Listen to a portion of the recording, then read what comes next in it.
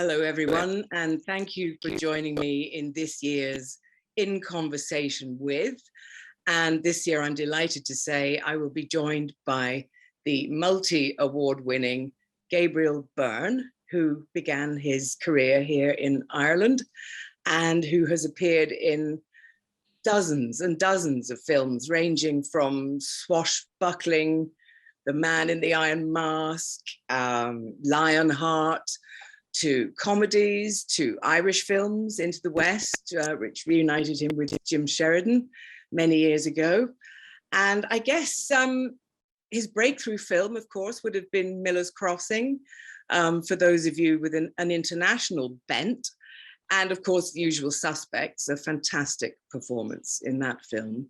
But I think when Gabriel first came into our consciousnesses, if that's a word, it depends what vintage you are, because some of us, myself included, will of course remember his first time on screen ever in the long-running soap opera, The Reardons. He came in at the tail end of that and then graduated to appearing in Bracken.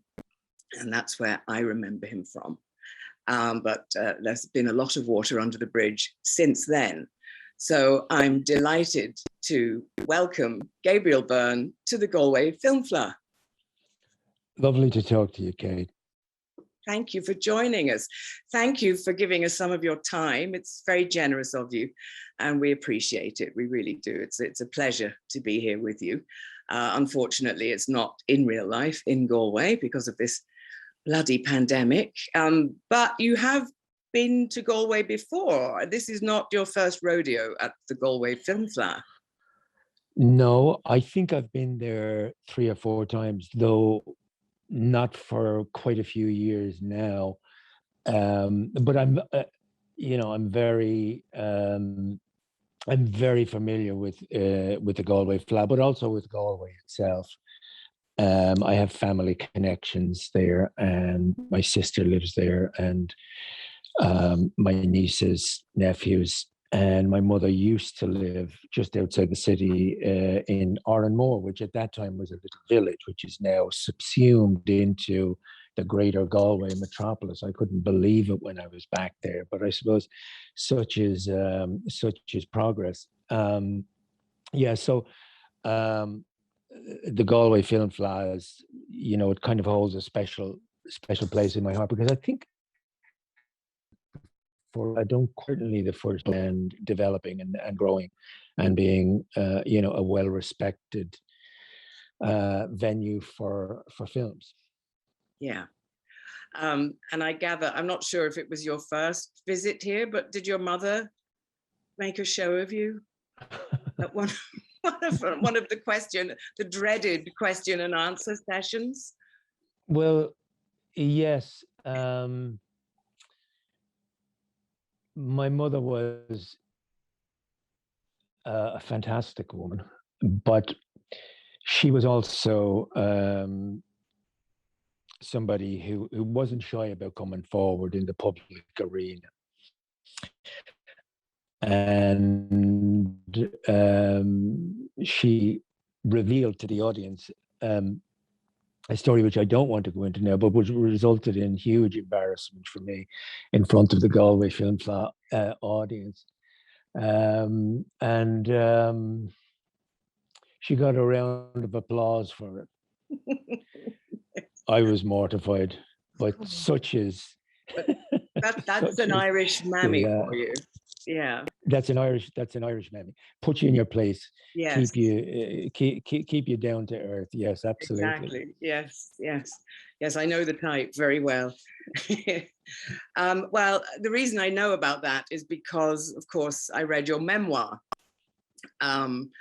with great pleasure. I had absolutely no idea what a beautiful writer you are. It's just gorgeous. And so I read that with enormous pleasure, really. I thought, oh, this is Io ghost autobiography. This is the real deal here. This is a real voice, a good voice, a strong writer's voice. Fantastic.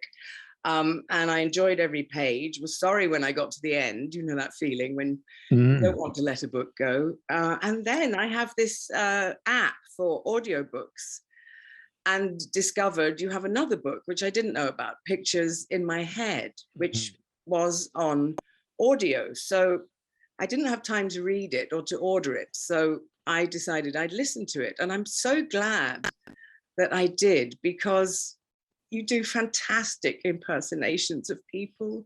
It's so funny.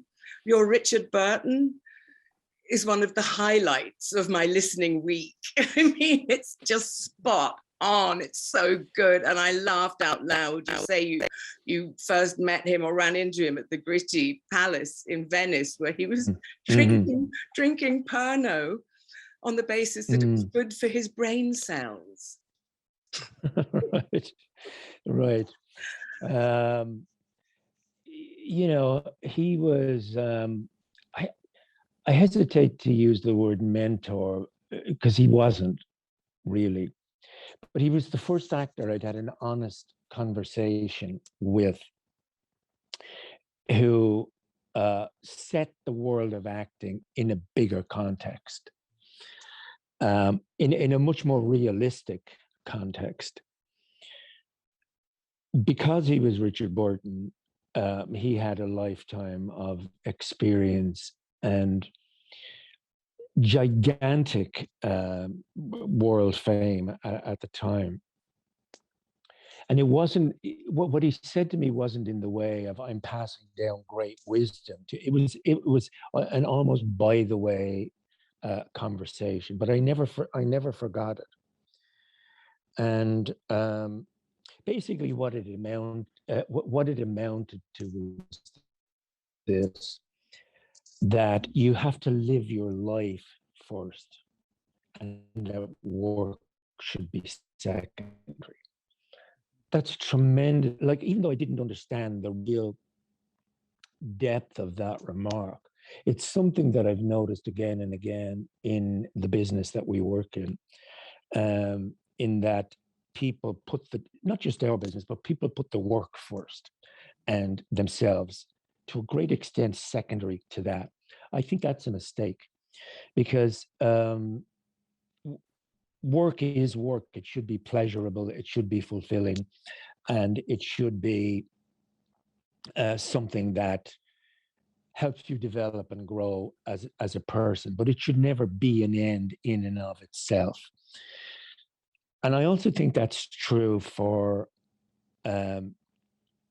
people starting the business, to realize that probably the most difficult thing I think about working as an actor is how you handle yourself when you're not working, how you take care of yourself when you're not, on call. Because in a weird way, the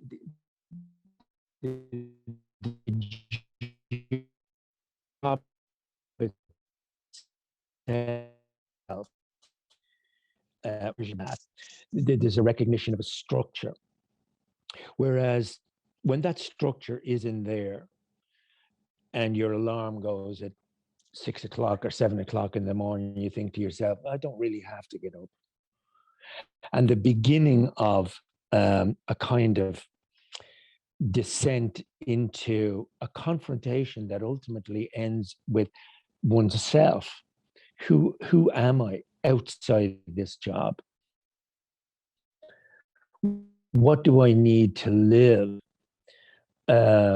outside the world of acting? Biggest battle, because it ties into the notion of identity, and identity is something which is developing and changing all the time. You're not the same person at 16 as you are at 36 or 46. So your identity can be bound up to such an extent in work that you lose sight of who you are. That is something Burton was warning against, because he himself was in a way addicted to work. He would say that the job would finish. He'd be delighted to be finished. He'd have 10 days, 2 weeks, 3 weeks or whatever to,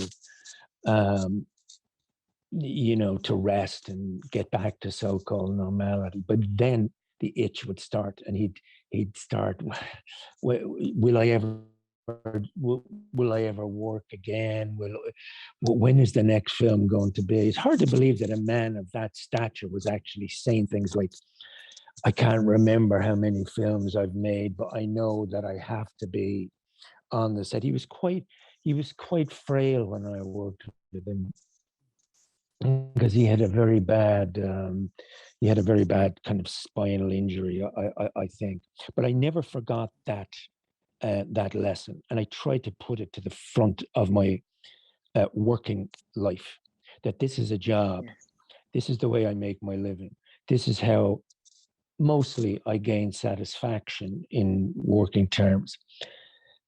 But the really important moments come when they say cut for the end of the thing, or the curtain comes down for the last time. I agree with you 100%. And I've always thought that the most interesting actors are the ones who have a very rich outside life, outside of the business. I'm sure we've both worked with actors who are so consumed with the insecurity of when the next job is coming, and who base their whole identities on their resumes. And they're frankly rather tedious. And I feel sorry for them, because God knows, even actors at the top of their game spend a huge amount of time being unemployed. And if you don't know how to fill that time, I think you're in a very sorry state indeed. So yeah, I agree with you. But of course, you would have had more experience, I think, than most with other types of work. Because, I mean, when you started off, you had a dizzying array of different jobs. And I think all of them, I think that's a great thing. I think it can only benefit you as your identity. And ultimately, of course, as an actor, all of that has to be wonderful grist for the mill. And I'm just wondering, were there any particular tasks or jobs that you think did serve you as an actor when you became an actor? If this doesn't sound too pedantic, I think that all jobs require a certain amount of acting. It's what I think it was Camus who talked about the waiter, the waiter playing the role of the waiter. And in life, we all act to a great extent. We all have our roles. When we come off the stage of life, we go into the dressing room alone of our own heads, our own lives. And that's a very different reality. So the jobs that I had were jobs that I took on seriously, because I thought that at that time, there was no career guidance. There was nobody who said, well, what do you think you might be good at? What would your ambition in life be? Nobody ever said that. They said it to you when you were 4 or 5. In a kind of a condescending adult way. What are you going to be when you grow up? And the answer was usually, something like, a fireman or train driver. But nobody after that seriously engaged with you in the notion of what journey you might want to take in life. So you didn't really know what. There was also a societal pressure, in the sense that coming from a working class background, the emphasis was getting the good job, getting security, getting the pension. My father was talking all his life about the pension. And I had left school at 15 initially, and I worked as a messenger boy in an office. And then I went into plumbing. I could have made my way in the insurance business, and I could never have made my way in plumbing, because I was a truly dreadful plumber, or apprentice plumber. But I did quite a lot of jobs because I didn't know you could make a living out of acting.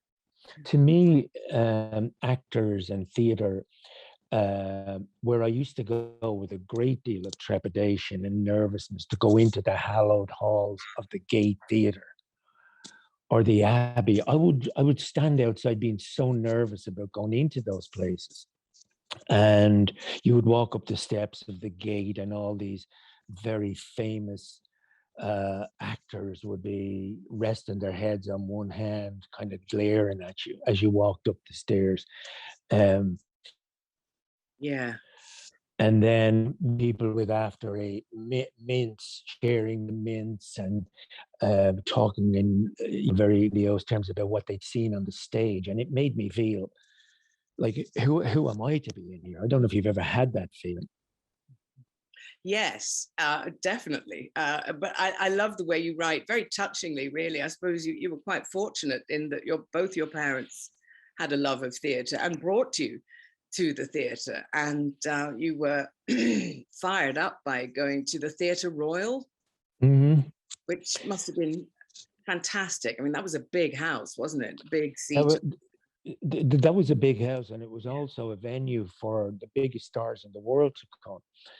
Judy Garland sang on her balcony to the crowds in the back alley behind the Theatre Royal. Bob Hope came there, Bing Crosby, Laurel and Hardy came to we're at the Olympia Theatre. I don't remember that, but so is Gloria Graham. So Dublin was a kind of a Roy Rogers came on his horse. It's hard to describe to like in a 7-year-old's head. You're reading this guy in a comic, and he's in a comic, and the next thing you're in a theater, and that horse comes out onto the stage, stands on its back legs and neighs. And the guy that you've seen in the comic for the last 3 years is on stage. Well, it's hard to beat that for influencing a kid, but it retained this aura of inaccessibility and magic. And it was something way outside yourself. And I used to go to amateur theater quite a lot. And I didn't know that there was a difference between an amateur actor and a professional actor. But I saw great plays in the amateur theater, and I was exposed to the theater by my mother, and she brought me to the old Abbey and the Theatre Royal, and then later I started to go by myself, as I said, with a great deal of trepidation. But I remember this connection. I remember going to see Waiting for Godot at the Abbey with your dad and Donal McCann, and I think Neil Tobin was in it. And we were in the plough afterwards. I think I was at university at the time. And I will never forget the door opening and McCann and your father. And I can't remember, there was somebody else with them. They came through the door.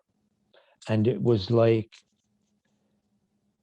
when a film stops and everybody is just frozen, because it was like they were entering another, and we were now the audience in this.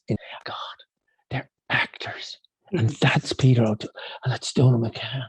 Oh my God, that's how far away the world of acting was. Sure. Yeah. Well, for me. Yes. Well, I'd grown up around Wondrous. Backstage, so for me, my spark was Maureen Potter at the Gaiety.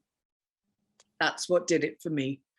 I remember the whites of my knuckles clinging to the seat in front of me to stop myself from running up onto the stage to be part of that magical, colorful mayhem. And just, yes, it was Maureen Potter for me.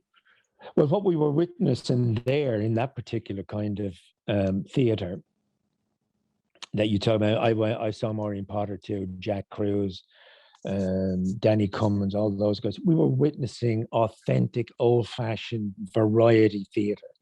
which had its roots in the American vaudeville. And I met Maureen Potter years and years later, and she was always kind of a heroine of mine. She told me that she danced for Hitler. Yeah. And she just threw it out. And I said, no, hold on for a second. Come back here. You danced for Hitler? She was part of a delegation that went over there to Germany in 1934, 35, some kind of touring group. The kind of comedy that she used to have a character, if you remember. She was a Dublin mother with this invisible son called Christy. Yes. And she's a invisible son. And as soon as she said she'd come onto the stage, Christy, the audience burst into applause because they knew this invisible child from the radio. Jack Cruz, who wore his hat sideways and played a kind of a gom from the country, who always got the better of Dublin people. There was something, of course, comedy dates. Most comedy dates, because it's an expression of its time to a great extent. But I've always had a great fondness for variety and vaudeville as a result of that. I'm sure you do too. Oh, yes. And my father did. He had enormous respect for and knowledge of vaudeville. I mean, for him, that was essential knowledge. And he could actually do quite a lot of the acts. He could do all kinds of things. He said, oh, I can do the flag trick. What's the flag trick? When you pull, one flag out of your nose and then blow the door, and then you fill the stage with that. You could do things like that. Yeah, he had a huge respect for it. And, it's funny, though, that you mentioned Maureen Potter dancing for Hitler, because as we were talking about our early influences, I know that my father's, he wrote about it in his memoir, the biggest impact, his first experience of the screen and his urge to want to be on it himself came from Hitler watching the newsreels. And he was terrified of him. He was a boogeyman for those wartime children in Britain. I mean, the most terrifying figure you could think of. And yet he was transfixed every time he went to the cinema, because he understood that there was some extraordinary power going on there that wasn't make-believe either. There was an authentic energy. Well, going back to what we were talking about earlier, Kate, the idea of processing an identity. Hitler was an identity too. He was also a fantastic actor. Yeah. And he was the first politician to use radio and television, which gave him an enormous influence. It was the first time propaganda had been used. Leni Riefenstahl, in that way, Leni Riefenstahl, who made that amazing film, Triumph of the Will, which presented Hitler as a kind of a god, and Goebbels presented the Third Reich and Hitler in particular as these almost mythical characters. So in a way, the idea of being terrified by some kind of malevolent character, and I know exactly what you mean, must have been to a young audience unused to being exposed to that kind of energy, as you say, must have been absolutely terrifying, because I still find him terrifying to look at. And yet there's an interesting thing that you can do. If you look up YouTube, there's a little thing that says Hitler talking normally. We're so used to him in that acting thing of shouting and pointing and everything else, that when you actually hear him speaking, he's actually quite normal. You realize what an act that public performance was. That's fascinating. Yeah. As most politicians are. Most politicians are actors supreme. That's right, yes. And perversely or bizarrely, I did a play once for Field Day which Jim Sheridan directed, called Double Cross, which was about the Minister for Information for Churchill during the war, who was an Irishman, Brendan Bracken. And then also the radio stooge for the Nazis, who was Joyce, two Irishmen, opposite sides of the same coin. Bizarre, absolutely. Yes, absolutely.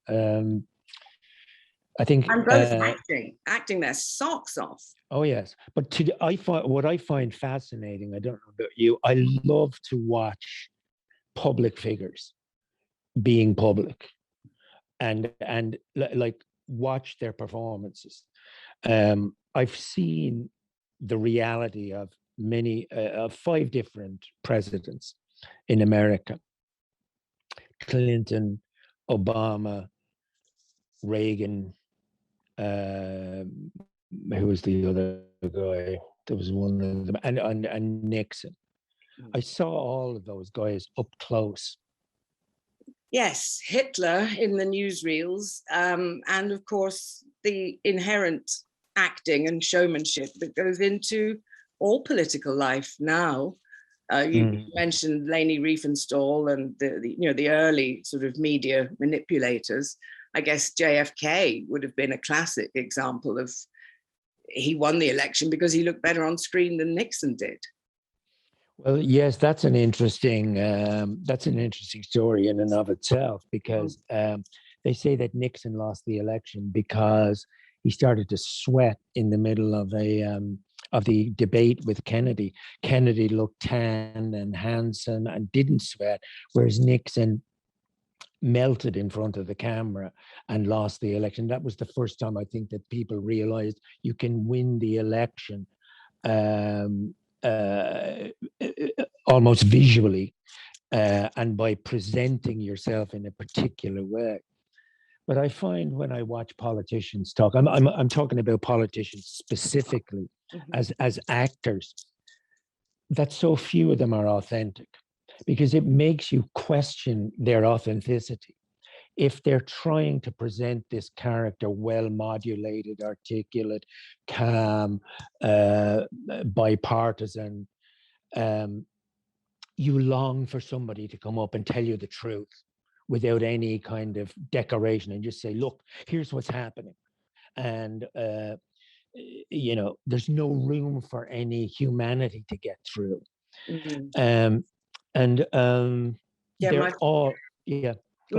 My father always used to say about being on camera, he said, you cannot hide on camera. You can't hide. You think you can, and they can do all their spin and their tweaking and their media lessons and all that. But if you're not seeing, well, you can see. I think that's another reason. You can see it.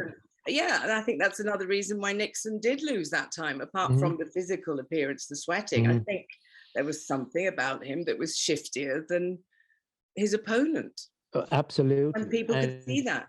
People could see that. And they voted for Reagan because Reagan was an utterly empty, ambitious vessel who could act sincerity. That's what he did brilliantly. He acted sincerity, and he was an utter amoral, insincere man.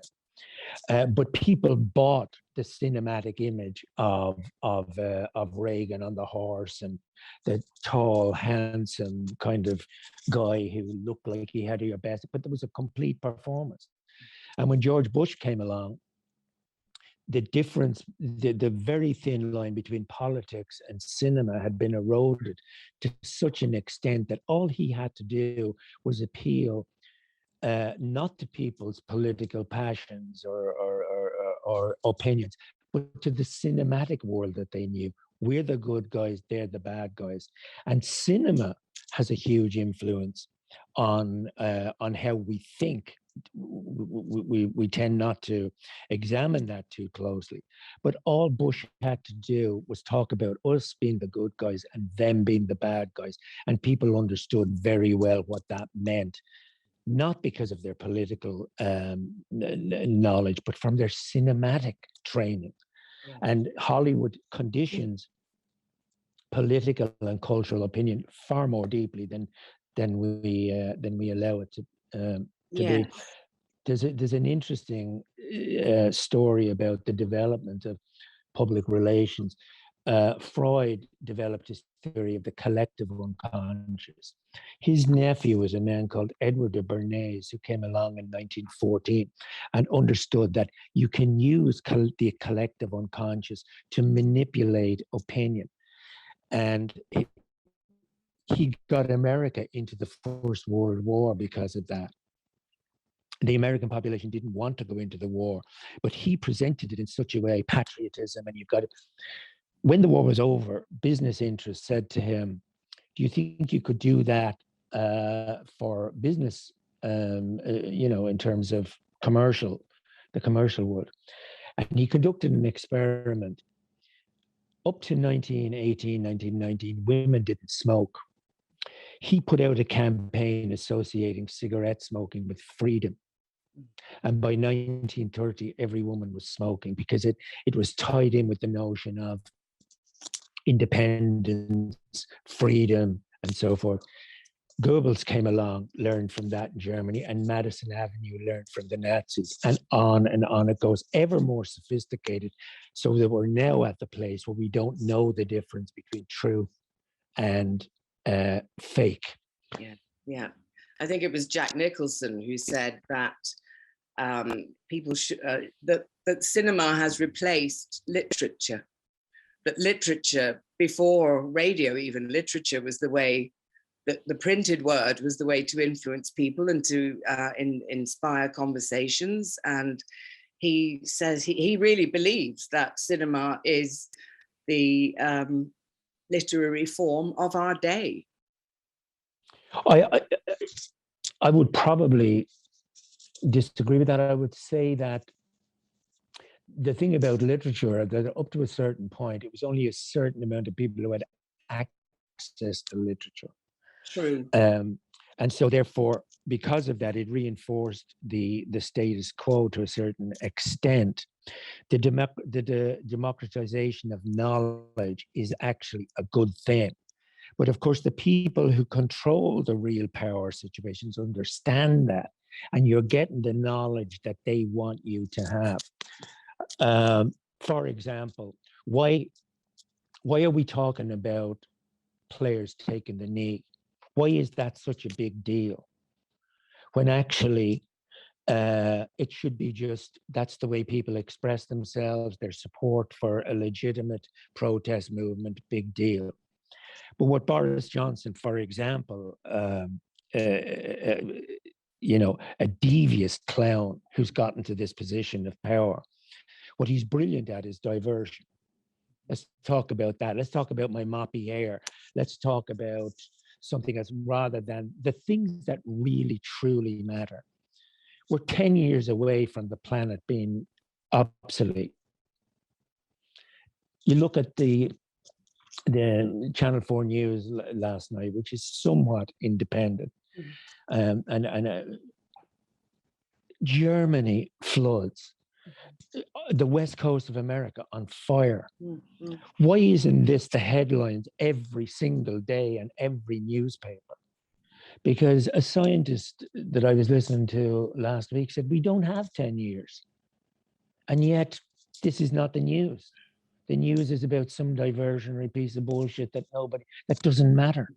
And we're constantly being diverted because the media is not living up to its responsibilities to tell the real truth about what's really happening. And that's as true for the arts as it is for politics, because the emphasis now in the culture pages to a great extent is on celebrity, not on the art form, whether it's cinema or theater or literature or whatever. It's all about who's the celebrity that we can get on to be in some kind of a competition to see who's the best.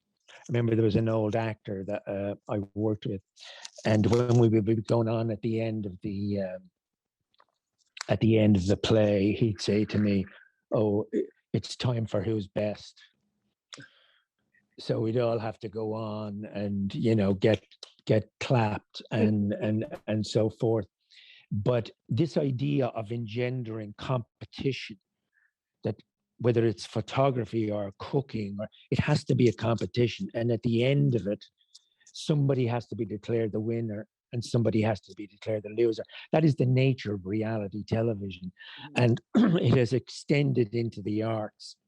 Now, kids now, I've worked with a couple of kids, and I'm sure you have too, who get cast in films because of the amount of social media followers they have. That is an absolutely shocking thing to me. Yeah. But it's about celebrity. You can now be famous for nothing. Yeah. And I don't think people half the time even know what they want when they want to be famous. Oh, yeah. It's a career choice now. Yeah, right. Exactly. And you seem to be the sort of person who was rather uncomfortable with fame and the labels that people stick on you. You know, they're just sort of icky to have to live with. They are icky to have to live with. Yeah, and I get that impression from you that the last thing you wanted to be was famous, right? No, again, going back to Richard Burton, and you would have seen this at firsthand, not just with your dad, but with the people that you saw in real life, how this kind of thing affected them. I'm not saying it's a good thing or a bad thing. It just wasn't something that made me very comfortable. It still doesn't. I still have some kind of a thing about it that it's not about, how do you describe it? I just don't like being the center of attention in that way. I don't want to be different to anybody else for any reason. I want to be the same as other people. Unfortunately, I work in a business where that's part of the thing. But it's interesting what you say about labels. Writers get labeled, actors get labeled. If you're a woman in the film business, the label that's hung around your neck from a very early age is so predictable that it's almost laughable. When you take up a script and you read it and it says, she's 26, she's hot, she's smart as nails, she takes no bullshit, she kicks ass. At that stage, I put down the script. Yes. I say, I don't want to be in this thing. Yeah. You know, they say, what is it? There are only a couple of phases to an actress's career. It's the hot chick, district attorney, driving Miss Daisy. Just three things. Yes. And because women in film, and I suppose it's a reflection of the culture, are defined primarily by their physicality. Yeah. In a way that men are. I've been watching the things. I came back here, which I couldn't believe. I was flicking the channels on television and I came across this thing called Naked Attraction. I don't know if you've seen it. Oh my God. It's a show on Channel 4. I've seen it. Oh my God, I've seen it twice. Well, I had that same, yeah. I had never heard of it. I had that same reaction. I thought what? Me neither. I thought I'd stumbled on some weird porn channel. What do you exactly think? I thought first of all, I thought, Jesus Christ, what next? Is this as far down as it can go? And then I started to think about it. And I thought to myself, well, there's always a reason for everything, and trying to find the real reason for something it's something that I like to do. So I look at this thing and I say, there's nothing remotely erotic about this. Nothing. There's nothing, in a way, unreal about it. What you're watching are real women's bodies, 5 different women's bodies, totally real. Now that in itself is interesting, because the female body in films and in the culture generally is usually manipulated in some form to give some kind of an impression that women, if they're not perfect, they should be. So you have somebody like Oprah Winfrey, who's on the cover of her own magazine every month, airbrushed, and inside it's all about freedom and liberation and all the rest of it. Why do we take up magazines, look at movies, look at television, and say, oh my God, I wish I looked like him, or I wish I looked like her? And the man is sitting there saying, why doesn't my wife look like that? There's something touching about the democratization of aging and of the reality of our bodies. It doesn't just concern women primarily, it also affects men. Well, they have men's bodies on that show too. They do. And they are, there's a good thing about that too, that homosexuality, which you could have been jailed for, which is a crime. The idea of making love a crime now looks barbaric. And movies, just like they have manipulated political thought, have also manipulated cultural thought in the way that we think about each other physically. So I began to think of naked attraction as not being a bad thing. I think young men now grow up with the idea that what sex is what they see and are exposed to at a very young age, 11 and 12 sometimes. They're watching hard pornography. And so they look at pornography and they think this is what sex is, and this is what women are supposed to do, and this is what you're supposed to do with women. And women are now looking at that and saying, oh, this is what boys want. So the idea of pornography replacing the lovely, mysterious journey that you go on in your first romance, where you wonder, does she notice you? Does she see you? Did she really look at you? Trying to get your friend to find out, is there any way? And then working up the nerve to say, would you like to? And then, oh my God, she's agreed to go out, and you're demented with excitement and you don't know what to do. And then it's the first, would she like object if I like leaned over to kiss her? Oh my God, and your heart is going inside your chest. And the girl goes home and writes in her diary and locks it with a key. And no, but now you send pictures of your genitals to somebody. Yes.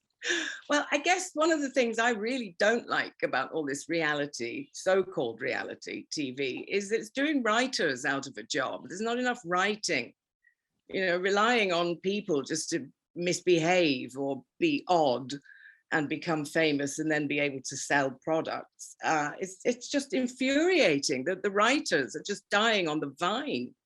It's a good point. It's a good point, Kate, because I think, again, the only true real that still retains independence is the theatre.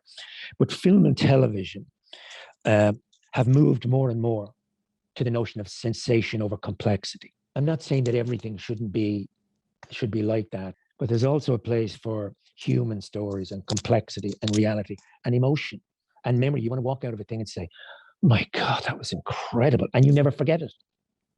Yes. And like we're talking about Maureen Potter. Yeah, right. Yeah. And I'm sure that is probably what attracts you to a script more than anything, I would imagine, is the writing, the written word.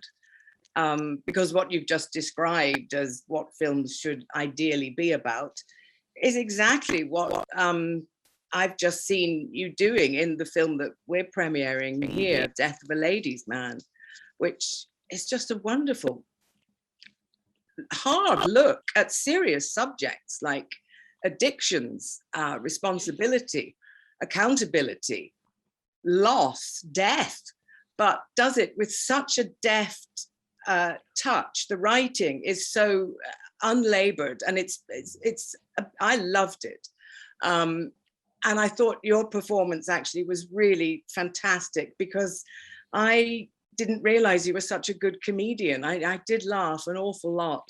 Oh yeah, I thought you do some double takes there that are delicious. I think if an actor can do a double take, he can do anything, and like the Edmund Kean phrase, which I think you managed to slip in, is dying is easy, comedy is hard. Yes. I spoke to the director the other day and I asked him, given the pandemic, had he seen it in front of an audience, and he hasn't. Oh, right. And I felt the lack of an audience because of the comedic elements. I was hooting, I was laughing out loud so many times. And Yeah, so I really, I guess, wanted to ask you what drew you to that particular project. Was it, well, I guess the writing, or is it sometimes the director or the other actors? Well, in this particular case, I was writing my book at the time, and I didn't want to do, I had no interest in doing like, I worked with this person and that person, I did that movie. I didn't want to do one of those things. And again, going back to your dad, I had read his book, Loitering with Intent, and I had read a couple of other books by people I admired, and very few of them seemed to me to be coming from a literary place.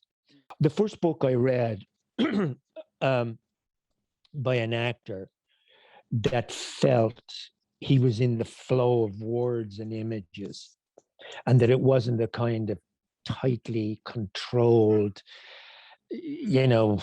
narrative about a star. I felt he was writing from a literary place, and so I thought, because I'd read Olivier's book, and it was turgid. Yes, it's a sort of careerography. Just a list of. Yes, it's like I did this, and yes, and it was a weird way of distancing yourself from the reader. It stayed with me for quite a while, and I reread it, and then this script came up, and it was about a lot of the things that I was looking at.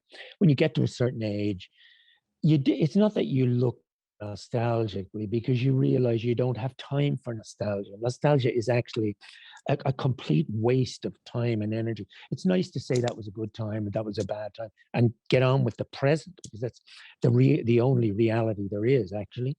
And regret. What do you regret in life?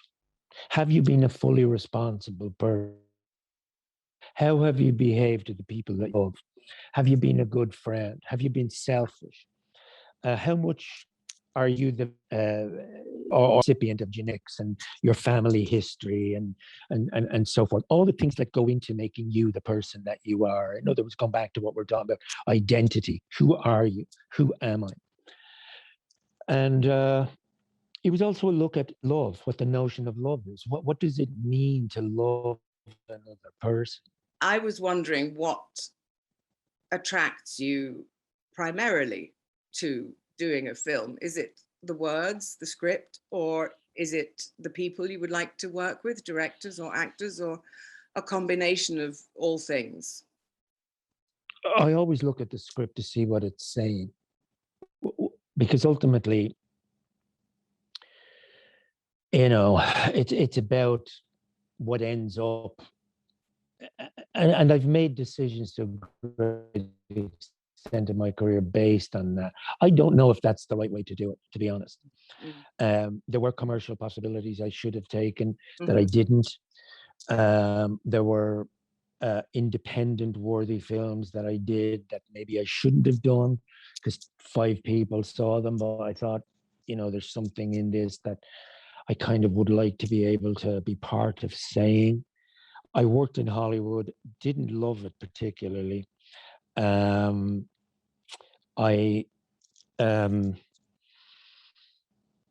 drawn to what the writer is trying to say, really. Yeah. And if it's a good director, there's nothing worse than you read a script and it's good, and then you get on set and you think, this guy doesn't know how to direct. We're all in the boat together, and we're going to have to just try to row as best we can because there's nobody guiding this ship. And then, that is, yeah, the rainbow colored scripts then with the rewrites, the pink pages, the yellow pages, the lilac pages. That's always a worrying sign.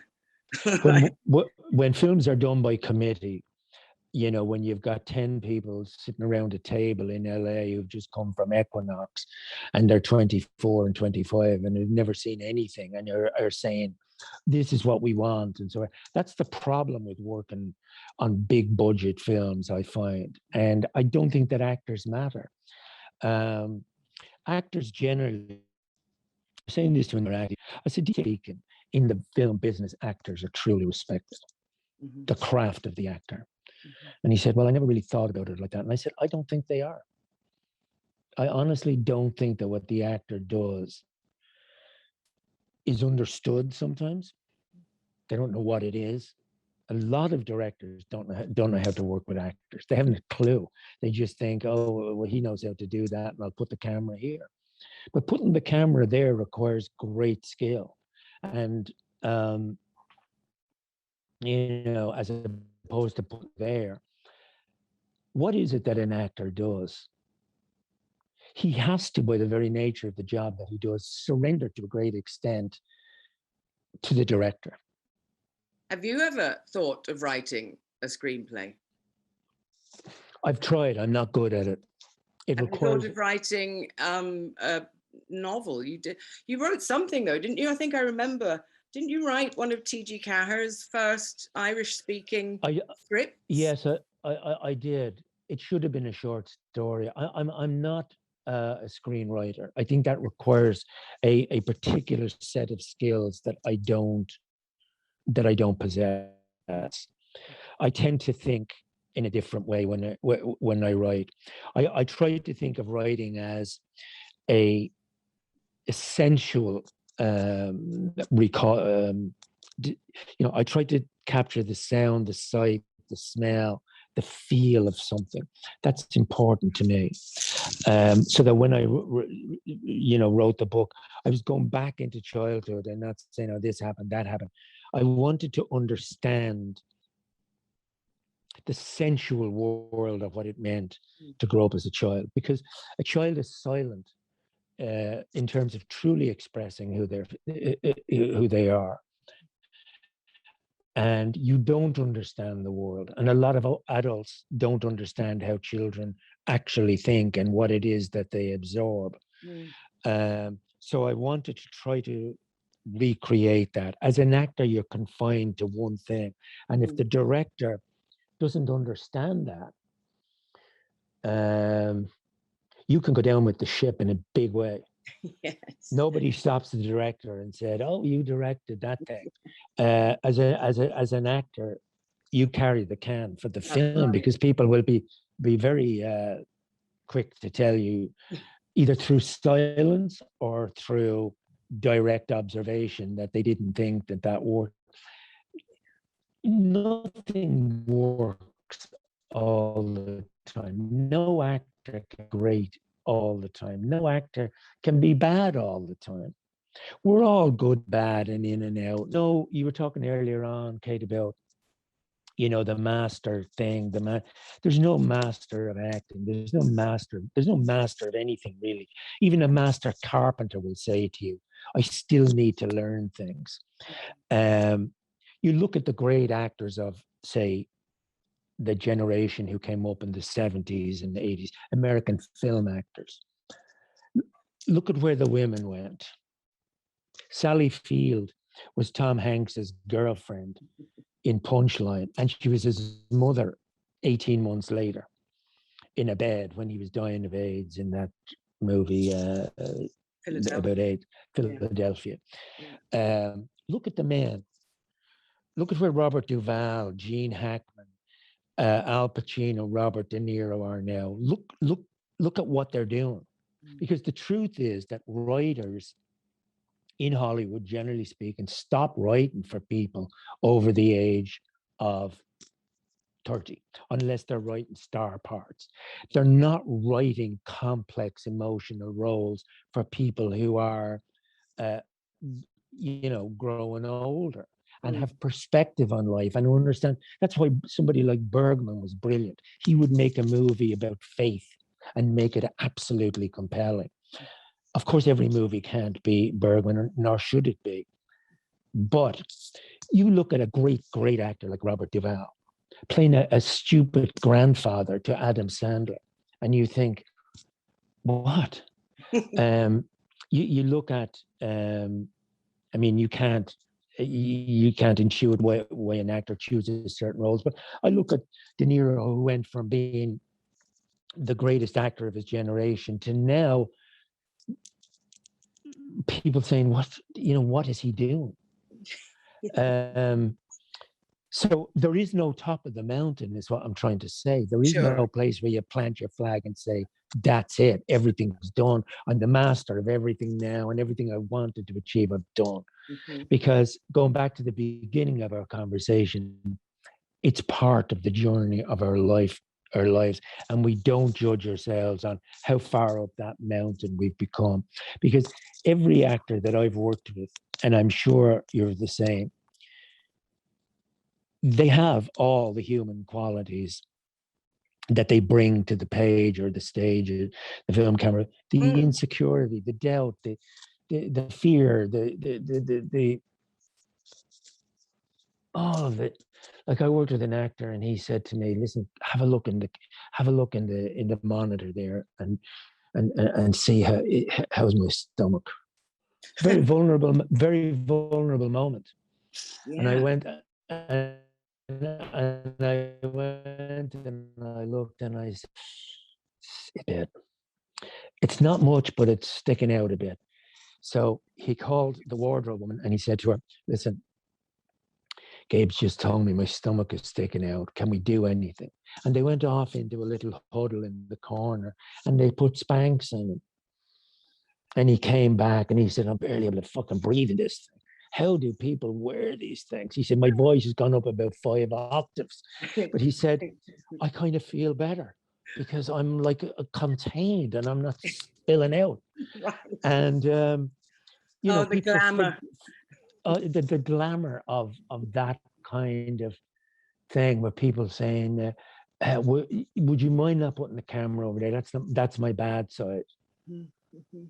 Well, we could certainly sit here for many more hours talking about life, the meaning of life, the meaning of acting, meaning of words. And I must just reiterate how much of a fan I am of your writing. I really am. And it's a subject that genuinely interests me, because I know, and you know, so many great actors who are also wonderful writers. Even Richard Burton with his diaries, they're just extraordinary. There's David Niven. Mm-hmm. I mean, it's a very long and distinguished line of which you now join, because there is definitely a connection between actors and the words, because there are just too many great actors who are great writers for it to be a coincidence. There has to be a real connection there. And I must recommend to anybody who hasn't read it, he has a wonderful memoir, but for me, I love the vignettes and the essays that you write in Pictures in My Head. I think they are really beautiful. I was just blown away by them. You know, they're wonderful vignettes. They stand on their own. There's one that you describe, a friend of yours who's an alcoholic who dies at the bar doing what he loved, and it brought a tear to my eye. And it's just, please don't stop writing. You're a wonderful actor and a superb writer. And we are really, I mean it. And thank you so much for joining us here. As I've said before, Gabriel is in Death of a Lady's Man, which is having its world premiere this year at the Galway Film Fleadh, and I recommend everybody to go and see it. I loved it. I guess that's where we have to wrap up. Sorry. I guess that's where we have to wrap up, because there's a busy schedule, and I'm sorry we have to cut it off. I could definitely stay here for a very long time. But Gabriel, thank you so much for joining us. It was a pleasure, Kate. Thank you so much. And I'd like to say it was just nice to be able to talk about stuff off the general beaten path. And thank you for taking the time to do this. I hope the Fleadh is a big success, virtual as it is. I hope that people who miss cinema and who love cinema will come together, at least virtually, to see the program that's always so interesting at the Galway Films Lab. And the best of luck with it. Love to be there. In spirit I am. And next year, I hope, in person. Oh, yes, please. Please come back. We'd love to have you. Thank you, Kate. All right. Thanks a million.